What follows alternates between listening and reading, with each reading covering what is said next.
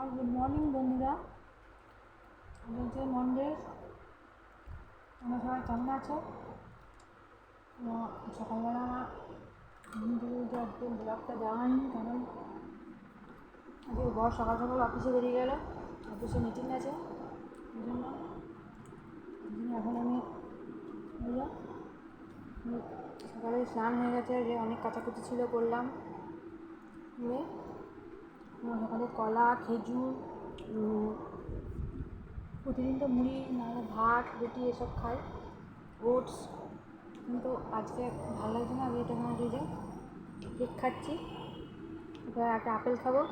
খুবটা এখন খাই, নাহলে অ্যাসিড হয়ে যায়। ভাত খাওয়ার পর খেলে আজকে ডিমের ঝোল রান্না হয়েছে, ঝিঙে পোস্ত আর কুদ্রি ভাজা। প্রচণ্ড গরম, শুনছি নাকি সামনে ওয়েদারে বৃষ্টি পড়বে, একটু স্বস্তি হলে বাঁচি। এখন এটুকুই বন্ধুরা, আবার পরে দেখা হবে, টাটা।